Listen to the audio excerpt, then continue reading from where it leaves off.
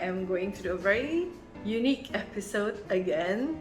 I'm gonna be drinking from one of my favorite tea, the lychee tea, this time cold brew. And today's episode is on crafting your powerful marketing materials. Crafting your powerful marketing materials. And today I wanted to make it a little bit more realistic. So I'm going to use some props here, which are things that I always get in my mailbox. And I'm pretty sure that a lot of you will get it too with me. And these are... ta-da! Yep, they are flyers from the different property agents. They are probably marketing around my area. Now, I am not representing any property agents in specific, and I'm not here to criticize or whatever, but I just want to point out some of the best practices that I've noticed from these flyers. So if you are the agent sending me this, again, I am very appreciative that you keep me updated on what's happening in the property market. But today is really about extracting what are some of the best practices from these marketing materials that I've received. And guys, whether you do it digitally, whether you send e-flyers, whether you do social media posts, there are certain components on these flyers that I feel are absolutely great learning points. So there will be 5 points that I'm going to cover, and they are the 5 C's, of course, right? Singapore 5 C's.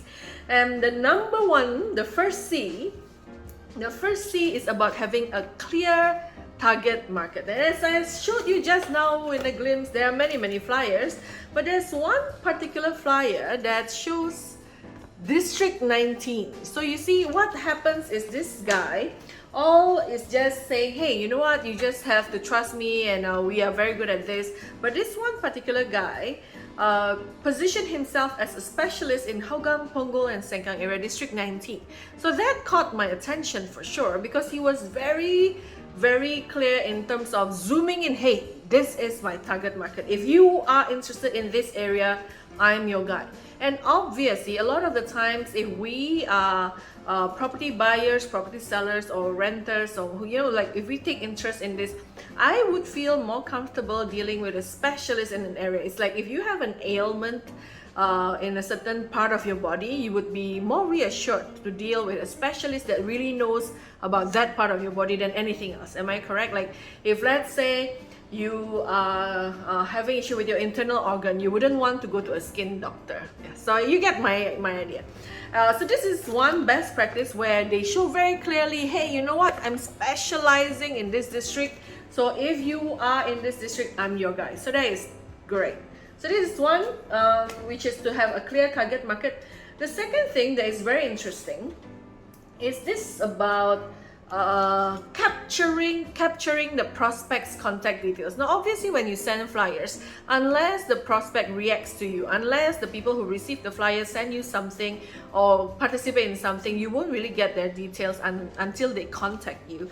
So there are a few ways where I see some of these people try to offer things like this. This one is a small flyer, but it has something about scan your, if you see here, scan to get your indicative property valuation today. So that was kind of good, because obviously sometimes you may not feel like selling yet as a property owner, but then maybe if you can get a good price, you don't mind.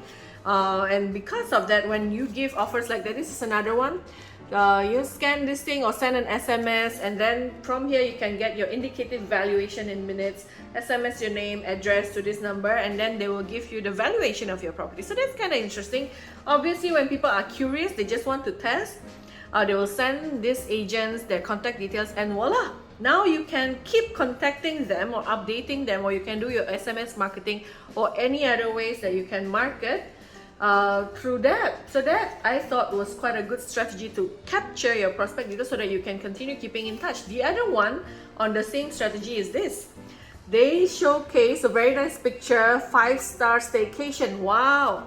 And it is really an offer to sign in, create an account, and it's like a property watch kind of database, I think, or a mailing list. And if you subscribe to it, you stand a chance to win a 5-star staycation.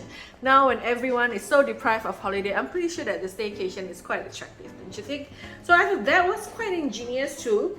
because I'm pretty sure that these guys will capture even more details. The other guy tried to ask you to SMS, but I think this one, they will have your number, they will have your email address and a little bit more details, and this allows you again to remain warm, keep continuing your communication with these prospects until eventually they will convert, right? When it is the right time. You just want to be top of mind when the prospect actually has a need for your services. So those are great tricks. Now, great tricks, sorry. So now the next thing that I want to cover is about credibility. Obviously, when there are so many competitors in the market, and in the industry of property agents, there are so many tens of thousands property agents in Singapore, and because of that, credibility always becomes an issue, right? Like they will always say, so who should I go for? Maybe the one that does the best, maybe they have the best network. And in this part, wow, this guy has a full page of him receiving awards. This one just puts highlights of, you know, like what are the top awards that they have won.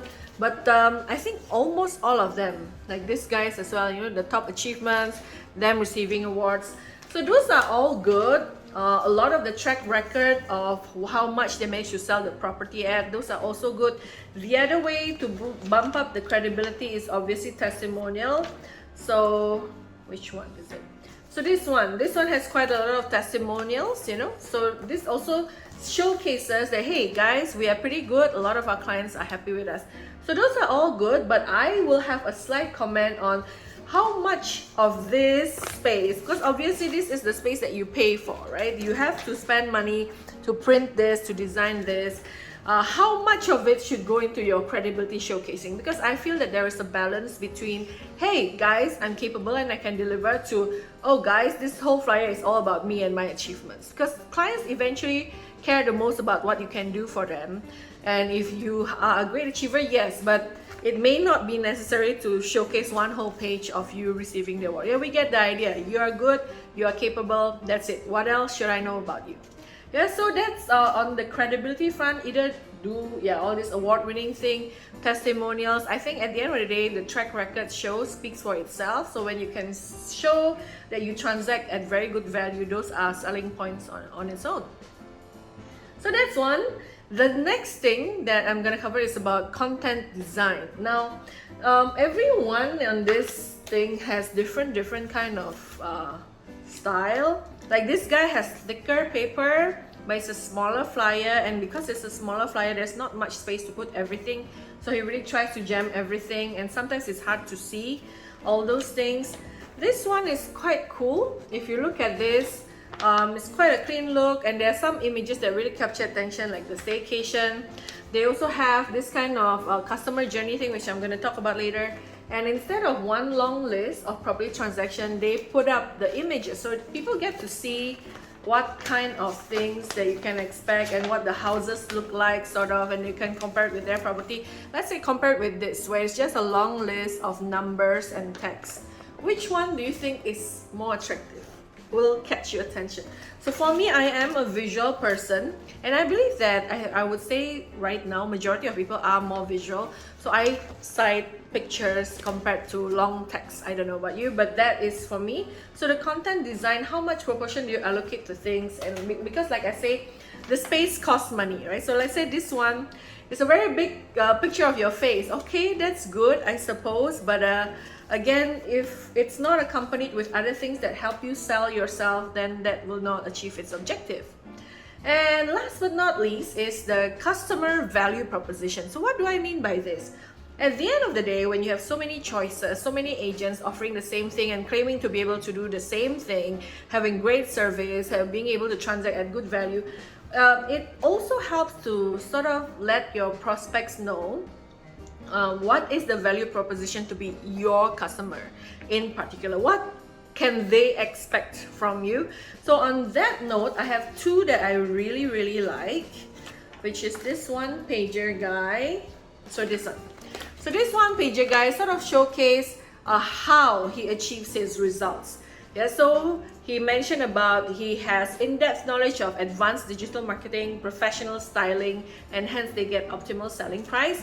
And he shows a little bit of example that he does home staging. He makes the home look more attractive, and this is the data that he referenced. And then last but not least is the social media, as well as, you know, partnering all these people to create videos and different things. These guys do the same things, but I feel this one is a little bit nicer. They focus a lot on, okay, so as our customers, what can you get? You get your home staging, you get your video marketing, you have your 360 virtual tour, you have social media marketing on top of advertising on the usual property portal. So as a client, when I want to pick and choose so which agent I want to work with, I suppose that people who can showcase great customer value proposition. Hey, if you are with us, this is the whole thing.